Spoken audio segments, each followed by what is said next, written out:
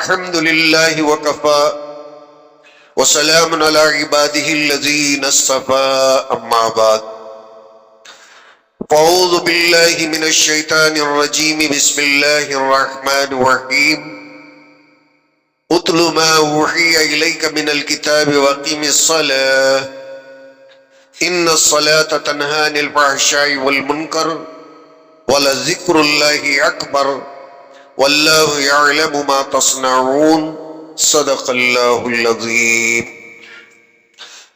اللہ کے فضل اور کرم سے آج یہ 21واں پارہ ہے۔ اس پارے کے اندر الحمدللہ 5 سورتیں ہیں۔ ایک سورہ عنکبوت ہے، دوسری جو سورت ہے وہ سورت روم ہے، تیسرا جو سورہ ہے سورہ لقمان، سورہ سجدہ ہے، سورہ احزاب ہے۔ یہ 5 سورتیں ہیں۔ اس میں کئی باتوں کا اللہ تعالیٰ نے ذکر فرمایا، شاید میں ان ساری باتوں کا آپ کے سامنے احاطہ کر نہیں پاؤں گا، ذکر نہیں کر پاؤں گا۔ جتنی باتیں میں کر سکوں گا، بیان کر سکوں گا، مختصراً آپ کے سامنے عرض کرنے کی کوشش کروں گا، اللہ قبول فرما لے۔ امام الانبیاء صلی اللہ علیہ وسلم کو اللہ تعالیٰ حکم فرماتے ہیں اتلو ما اوحی الیک من الکتاب۔ اس بات پہ غور کرنا، قرآن جن کے اوپر نازل کرتا ہے اللہ تعالیٰ انہی محبوب نبی کو ارشاد فرماتے ہیں امام الانبیاء میں جو کتاب آپ کے اوپر نازل کرتا ہوں اسے پڑھتے رہیے، اس کی تلاوت کیجیے۔ واقم الصلاۃ، دوسرے نمبر پر فرماتے ہیں کہ نماز کو قائم کیجیے۔ ان الصلاۃ تنہی عن الفحشاء والمنکر، اس لیے کہ نماز بے حیائی اور اللہ تعالیٰ کو ناراض کرنے والے منکرات سے بچاتی ہے۔ وَلَذِكْرُ اللَّهِ اکبر، اور اللہ تعالیٰ کا ذکر بہت بڑی چیز ہے۔ وَاللَّهُ يَعْلَمُ مَا تَصْنَعُونَ، اور وہ اس لیے کہ اللہ اچھی طرح جانتا ہے کہ جو کچھ کہ تم کام کرتے ہو، کر رہے ہو۔ اس میں 2 چند باتیں جو ہمارے سامنے آئی ہیں اس پر ہمیں غور کرنا ہے۔ قرآن کی تلاوت کا اللہ تعالیٰ خود حکم فرماتے ہیں۔ یہ جو علماء ہم سے کہتے ہیں کہ قرآن کو طوطے کی طرح نہ پڑھو، سمجھ کر پڑھو، یقیناً میں بھی یہی کہوں گا کہ قرآن کو سمجھ کے پڑھنا ہے۔ اس کے علاوہ بندہ سمجھے یا نہ سمجھے، قرآن کو، قرآن کے ٹیکسٹ کو، قرآن کے متن کو، قرآن کی آیتوں کو اللہ کے اس حکم کے مطابق تلاوت کرنا یہ اللہ کا حکم ہے۔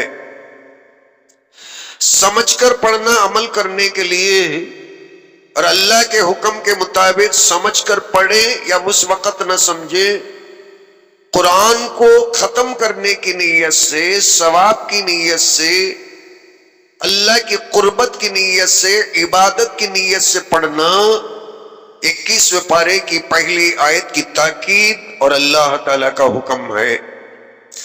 بہت سارے میرے نوجوان ساتھی سوال کرتے ہیں اور وہ لوگ یہ گلٹی میں رہتے ہیں قرآن کو عربی میں پڑھنا ہی نہیں ہے، تلگو میں پڑھو مگر ترجمے سے پڑھو، عربی سے ہمیں کوئی بحث اور فروکار نہیں، نعوذ باللہ۔ اور وہ ٹچ بھی نہیں کرتے کہ عربی عربوں کی زبان ہے، عربی میں پڑھنے کی ضرورت نہیں، تلگو ہماری زبان ہے، اس لیے ہم قرآن کو تلگو میں پڑھ لیں گے، اس لیے کہ قرآن کو ترجمے سے ہی پڑھنا ہے۔ عربی میں طوطا بھی پڑھ لیتا ہے، مینا بھی پڑھ لیتا ہے۔ یہ اصل میں بہت بڑی دجالی بات ہے، فتنہ ہے، اللہ کی اس آیت کے خلاف ورزی ہے۔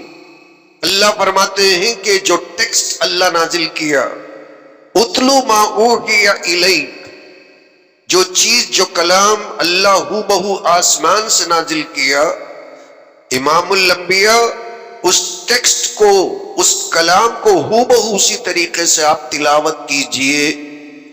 الحمدللہ رب العالمین، یہ تلاوت ہے۔ تمام تعریفیں اللہ ہی کے لیے ہیں، یہ اس کا معنی ہے۔ معنی اردو میں پڑھ کر الحمدللہ رب العالمین چھوڑ دینا، یہ قرآن پڑھنا نہیں ہے، یہ آپ کی زبان پڑھنا ہے، اور آپ کی زبان سے قرآن کا کوئی تعلق نہیں۔ تمام تعریفیں اللہ کے لیے ہیں، اس پڑھنے کی وجہ سے قرآن کا جو ثواب ہے وہ ثواب نہیں ملے گا، معنی سمجھنے کا جو ثواب ہے وہی ملے گا۔ قرآن پڑھنے کا جو ثواب ہے حدیثوں کے اندر وہ الگ ہے، معنی سمجھنے کا جو ثواب ہے اس کی کوئی مقدار نہیں۔ اور اردو قرآن نہیں ہو سکتا، عربی زبان میں، اللہ کی زبان میں اللہ جو نازل کیا ہے، اور حضور صلی اللہ علیہ وسلم نے اللہ کا کلام کہہ کر جس کلام کو پڑھ کر سنایا ہے وہی قرآن ہے۔ حضور نے اپنی زبان کے اندر جو بات کی پھر بھی وہ قرآن نہیں ہے، اس کا نام حدیث ہے۔ حضور نے اپنی زبان کے اندر جو بات کی وہ قرآن نہیں ہے، وہ حدیث ہے۔ اللہ نے اپنی زبان کے اندر حضور صلی اللہ علیہ وسلم پر جو کلام نازل کیا، اور ڈائریکٹ اسپیچ میں حضور صلی اللہ علیہ وسلم نے اللہ کا جو کلام کو پڑھ کر سنایا اس کا نام قرآن ہے۔ میں سمجھتا ہوں اس وضاحت کے ساتھ میرے نوجوان ساتھیوں کی غلط فہمی دور ہو گئی ہوگی کہ اللہ تعالیٰ کے کلام کو پڑھنے کا بہت بڑا رتبہ ہے، بہت بڑا ثواب ہے۔ اور جتنے بھی حفاظ تراویح سناتے ہیں نا، وہ معنی سے نہیں سناتے، عربی قرآن ہی سناتے ہیں۔ نماز ہوتی ہے کہ نہیں؟ اور 5 وقت کی نماز کے اندر ترجمہ سناتے ہیں کہ ٹیکسٹ سناتے ہیں؟ فجر میں کیا پڑھتے ہیں؟ ظہر میں، عصر، مغرب، عشاء میں؟ تمل میں تو قرآن نہیں پڑھتے نا، عربی میں پڑھتے ہیں، انگریزی میں نہیں پڑھتے۔ اگر کوئی بھی بندہ نماز کے اندر اپنی زبان کے اندر قرآن کو پڑھے تو نماز ہوگی نہیں ہوگی؟ نماز بالکل بھی نہیں ہوگی۔ میں اور زیادہ تفصیلی مسائل کے اندر تو اس وقت میں جانا نہیں چاہتا۔ اگر امام صاحب کسی جگہ پر غلطی کر گئے، اٹک گئے، لقمہ دینا ہے تو آپ عربی میں دیں گے کہ اردو میں؟ چوتھی رکعت میں بیٹھنے کے بجائے یا دوسری رکعت میں بیٹھنے کے بجائے کہ وہ اٹھ کر کھڑے ہو جاتے ہیں، سبحان اللہ کہیں گے، بیٹھ جائیے، امام صاحب تیسری رکعت ہے، کیا بولیں گے؟ کھلم کھلا بولنے میں تو غلطی نہیں۔ امام صاحب دوسری رکعت ہے، آپ تیسری رکعت کے لیے کھڑے ہو جاتے ہیں، بیٹھ جائیے۔ یہ بات بھی امام صاحب کو سمجھ میں آئے گی، اس لیے کہ وہ بھی ہماری طرح اردو بولنے والے ہیں، مگر اشارتاً کنایتاً انڈائریکٹلی بولنے کی کیا ضرورت ہے کہ سبحان اللہ ادھر سے بھی، سبحان اللہ ادھر سے بھی، اور بیچارے کنفیوژن ہے کہ کیا سبحان اللہ، کاہے کا سبحان اللہ، اور بیچارے کو سمجھ میں بھی نہیں آتا۔ اس سے بہتر ہے کہ اردو میں بولو۔ امام صاحب آپ کو بیٹھنا چاہیے، آپ کھڑے ہو رہے ہیں، بیچارے بیٹھ جائیں گے، نماز ہوگی؟ نماز نہیں ہونے والی۔ اس زبان کا اللہ تبارک و تعالیٰ اتنا لحاظ رکھتا ہے، اور یہ بڑی سیریس بات ہے اللہ تعالیٰ کے ہاں۔ تو سمجھے یا نہ سمجھے بعد میں سمجھ لینا، میرے ٹیکسٹ کو ہو بہو پڑھنا۔ اتلو ما اوحی الیک من الکتاب، ہو بہو امام الانبیاء، جو کلام میں آپ پر نازل کیا ہوں اس کتاب کی تلاوت کیجئے، اس کلام کی تلاوت کیجئے۔ اور اللہ تعالیٰ کا ذکر بہت بڑی چیز ہے۔ انسان کی خود غرضی کے بارے میں اللہ تعالیٰ فرماتے ہیں، اتنا قرآن میں بولنے کے بعد بھی جو اللہ کو نہیں مانتے نا، ان کا سائیکالوجی، نفسیات کو اللہ فرماتے ہیں، بیان کرتے ہیں۔ وَإِذَا رَكِبُوا فِي الْفُلْكِ، اور جب یہ سمندر کے اندر ٹائٹانک جیسے جہاز میں بیٹھتے ہیں نا تو بڑے مزے لے کے حج کو لے کھاتے ہوئے سفر کرتے ہیں۔ ذرا اللہ تعالیٰ ڈاواں ڈول کر دیتا نا، اور جب کشتی حج کو لے کھانے لگتی نا، اب ان کو دادی اماں یاد آتی ہے، اور اس وقت میں دعو اللہ مخلصین لہ الدین، سارے ٹیکنالوجیز کو بھول کر ایک اللہ کو، اللہ خود بولتے ہیں خالص چت سدھی جسے کہتے ہیں نا، اخلاص کے ساتھ اللہ کو یاد کریں گے۔ اے اللہ بچا لے، اللہ بچا لے۔ ہر ایک کو آسمان والا یاد آئے گا، اللہ یاد آئے گا، اللہ کو وہاں بھی رحم آتا ہے اگرچہ کہ مشرک کیوں نہ ہو، یہودی کیوں نہ ہو۔ پکارنے والا جب اللہ کہتا ہے نا، اللہ فوراً لبیک کہتا ہے، اور پھر طوفان کو حکم کرتا ہے ذرا تھم جانا، اور طوفان تھم جاتا ہے۔ فلما نجاهم الى البر، اللہ تعالیٰ اسے سی شور پہنچا دیتے ہیں، اللہ خود بولتے ہیں، پھر اسے سی شور پہنچا دیتے ہیں، ساحل کو پہنچا دیتے ہیں۔ اذا هم یشرکون، اترتے ہی ناریل توڑ لیتا ہے کہ میری منت پوری ہو گئی، مجھے دیوتا بابا نے بچا لیا جی۔ یہ خود اللہ تعالیٰ فرماتے ہیں۔ وہاں بھونچال کے اندر اسے اللہ یاد آئے، اور جیسے ہی 2-4 دنوں کے بعد میں کشتی جیسے ہی ساحل کو لگی نا، فوراً جہاں جانا چادر لے کر یا پھول لے کر، اگربتی لے کر، ناریل لے کر، نیمبو لے کر وہاں پہنچ جائے گا۔ اور یہ نہیں پہنچے گا تو اس کی عورت لے کر پہنچا دے گی کہ تمہاری جان بچ کے آئی، میں نے تو منت کر لی۔ اللہ تعالی کتنے گرم گرم الفاظ کے اندر لائیو چیزوں کا ذکر قرآن مجید کے اندر فرماتے ہیں۔ اسی لیے علامہ اقبال نے فرمایا، تیرے ضمیر پہ جب تک نہ ہو نزول کتاب، گراہ کشا ہے نہ راضی نہ صاحب کشاف۔ کتنی تفسیریں پڑھ لے تجھے کوئی فائدہ نہیں، تیرے دل پہ اللہ کی بات خود اللہ کی بات بن کر جب تک نازل نہ ہو جائے تجھے اس کلام سے کوئی فائدہ نہیں۔ اللہ تعالی 6 نشانیوں کا ذکر فرماتے ہیں، وَمِنْ آيَاتِهِ أَنْ خَلَقَكُم مِّن تُرَابٍ ثُمَّ إِذَا أَنْتُمْ بَشَرٌ تَنْتَشِرُونَ۔ حیثیت بھی جانتا ہے جو آنکھیں بتاتا ہے۔ انسان کی حیثیت کیا ہے؟ اللہ فرماتے ہیں میری قدرت کی نشانیوں میں سے ایک نشانی یہ ہے کہ انسان کو مٹی سے بنایا، اذا انتم بشر، پھر چند دنوں کے اندر وہ ایک اچھا خاصا انسان بن کر سینہ 56 چھاتی بنا کر لوگوں کے سامنے آ جاتا ہے، اور پھر پھیل پھیل کر باتیں کرتا ہے۔ بنا کسے؟ مٹی سے بنا۔ اور بھی اللہ تبارک و تعالی حقیقت بیان کرنا ہے نا تو ایک جگہ فرماتے ہیں میں مائی مہین، ذلیل پانی سے میں تجھے بنایا، حقیر پانی سے میں تجھے بنایا، میں مائی مہین۔ اور فرماتے ہیں کہ جب خوبصورت انسان بن جاتا ہے نا تو اپنا پریویس ہسٹری کو تو بھلا کے اللہ کے بارے میں باتیں کرنے لگتا ہے۔ اور دوسری نشانی اللہ یہ فرماتے ہیں وَمِنْ آيَاتِهِ أَنْ خَلَقَ لَكُمْ مِنْ أَنفُسِكُمْ أَزْوَاجًا، تمہارے ہی جنس میں سے تمہارے لیے جوڑے بنائے، لِتَسْكُنُوا إِلَيْهَا، تمہاری بیوی بنائی تاکہ تمہیں اس میں تمہارے لیے آرام ملے، وَجَعَلَ بَيْنَكُمْ مَوَدَّةً وَرَحْمَةً، اور جوڑا بنانے کے بعد میں، شادی کرانے کے بعد میں تمہاری مجال نہیں کہ دونوں میں محبت آ جائے۔ اللہ اگر محبت پیدا کرے تو یہ جوڑا سلامت رہے گا، اگر اللہ تعالیٰ دونوں کے درمیان میں سے محبت نکال لے گا یہ جوڑا صرف پتھر کا جوڑا بن کر رہ جائے گا۔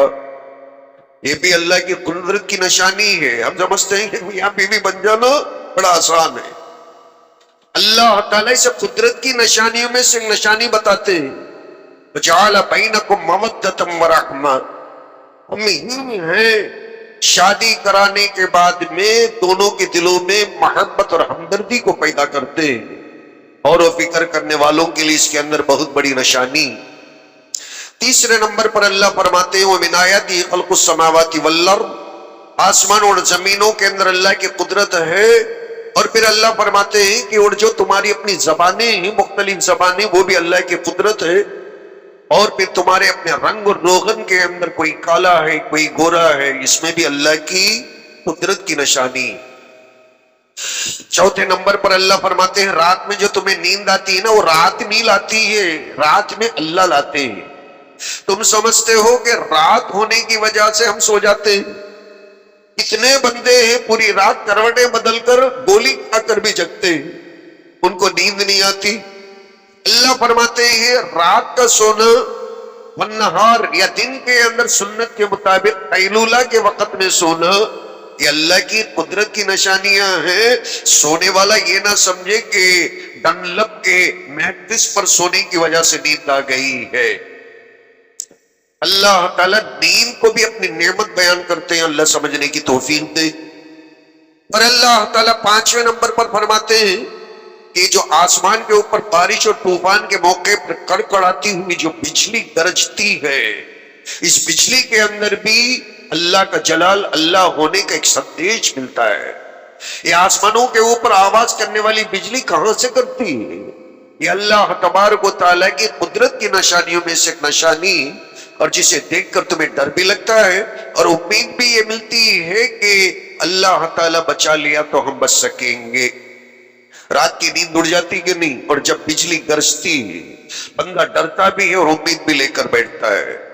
اور اللہ چھٹی آیت اور چھٹی نشانی بیان کرتے ہیں، وَمِنْ آيَاتِهِ أَن تَقُومَ السَّمَاءُ وَالْأَرْضُ بِأَمْرِهِ، اللہ ہی کے حکم سے آسمان اور زمین ٹھہرے ہوئے ہیں، اور جیسے ہی اللہ ایک آواز لگائے گا، اللہ فرماتے ہیں کہ تم تمام کے تمام خبروں سے اٹھ کر اللہ کے دربار میں حاضر ہو جاؤ گے۔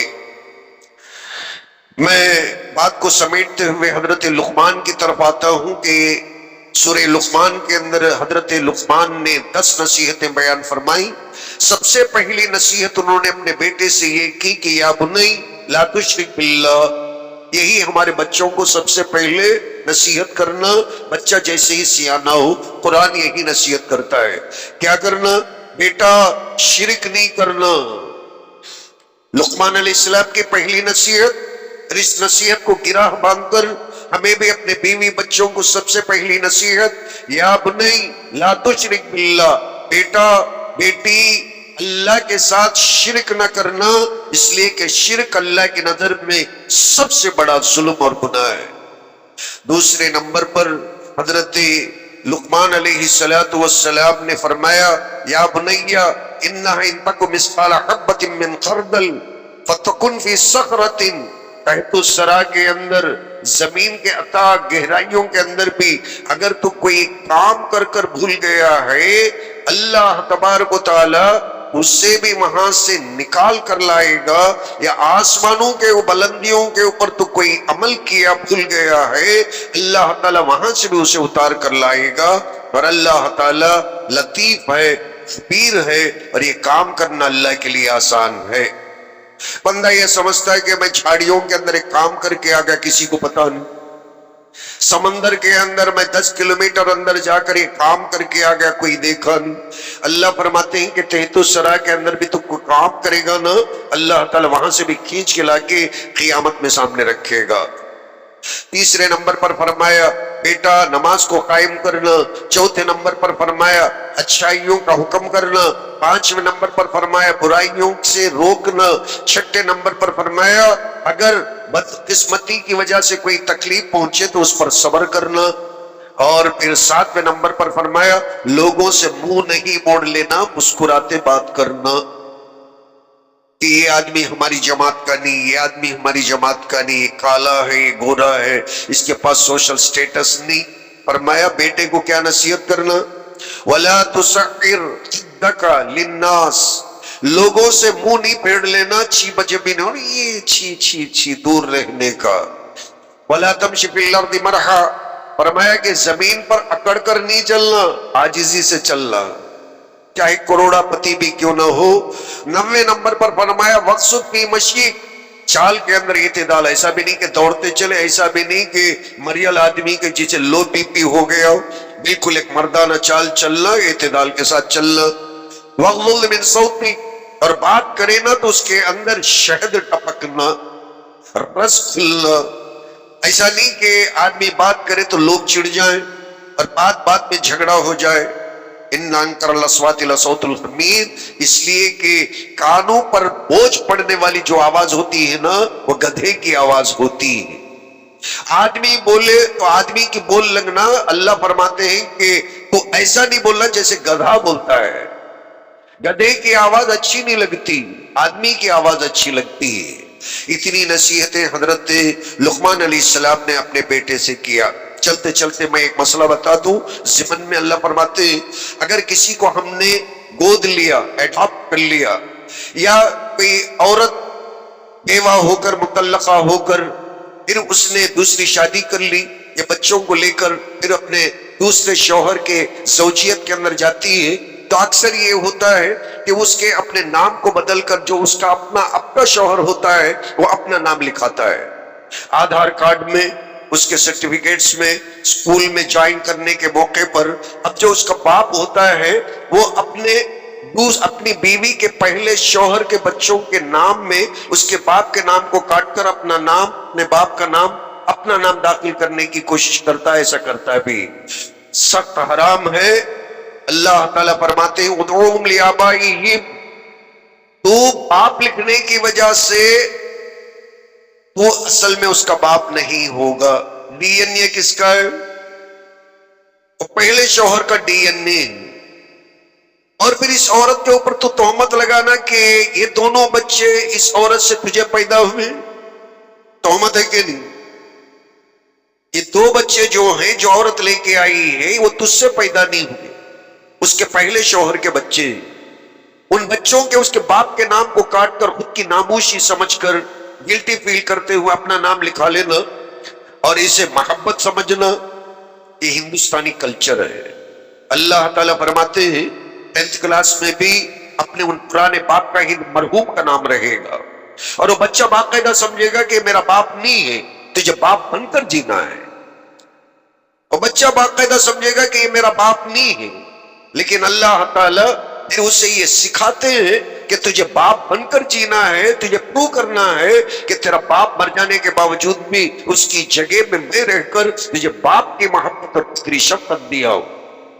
یہ عورت کی عظمت اور عصمت کا مسئلہ ہے کہ پہلے شوہر کے نام کو کاٹ کر نیا شوہر اپنے نام کو داخل کرنا، یہ اصل میں اس عورت کے اوپر ایک تہمت ہے جو اللہ تعالیٰ پسند نہیں کرتے۔ آخر میں غور کرنا اس بات پر، میں اپنے اس پارے کو ختم کرتا ہوں۔ یا ایھا النبی قل لازواجک ان کنتن تردن الحیات الدنیا، لمبی آیت ہے، اس پر یہ پارہ ختم ہو جاتا ہے۔ جنگ خیبر کے بعد میں ایک جنگ ہوئی، جنگ کا نام جنگ خیبر۔ اس کے اندر مال غنیمت لے کر صحابہ کرام پھر مدینہ واپس آتے ہیں، کافی مال ملتا ہے۔ تو صحابیات کے اندر، بزرگوں کے اندر، صحابہ کے اندر مال تقسیم ہوتا ہے۔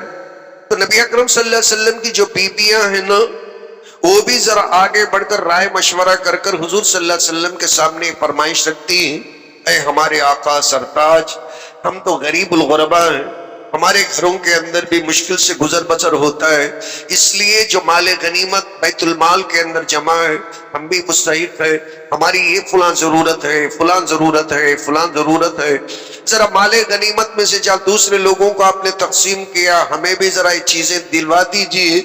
حضور صلی اللہ علیہ وسلم کو بڑا ناگوار گزرا، حضور ناخوش ہو گئے۔ بیویوں کے مطالبے پر جو ان کی گھر کی ضرورتیں تھی پوچھنے پر حضور صلی اللہ علیہ وسلم ناراض ہو گئے۔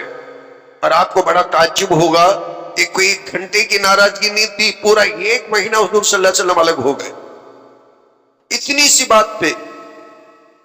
بات پہ پوری بیویوں سے حضور صلی اللہ علیہ وسلم 1 مہینے کے لیے الگ ہو گئے، بیویوں سے بالکل قطع تعلق کر لیا، ان کی تربیت کے لیے بالکل بولنا چھوڑ کر الگ ہو گئے۔ اور بڑا لمبا واقعہ ہے، عمر کا جانا، ابو بکر کا جا کے سمجھانا، انشاءاللہ پھر کبھی سمجھیں گے۔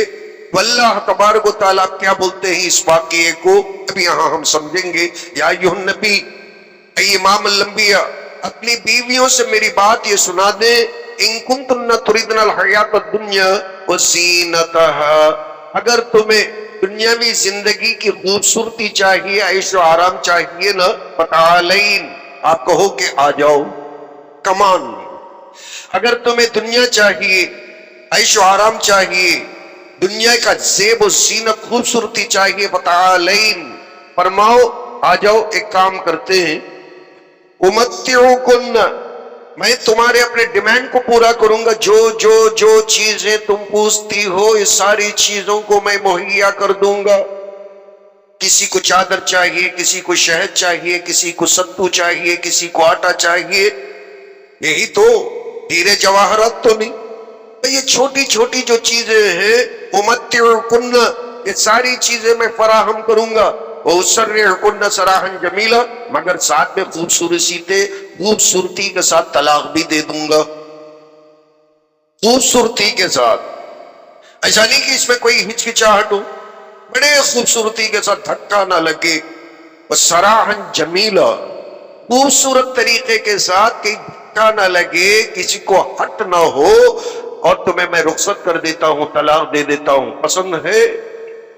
ان کنتن تردن اللہ ورسولہ والدار الاخرہ، اور اگر آپشن ہے، تمہیں اللہ پسند ہے، اللہ کے رسول پسند ہے، قیامت اور آخرت جنت پسند ہے، فإن اللہ اعد للمحسنات منکن اجرا عظیما، پھر تو یہ یقین رکھو اللہ تعالی تم میں جو نیک کردار کی عورت ہوگی اس کے لیے عظیم اجر آخرت میں رکھا ہے، دنیا میں نہیں۔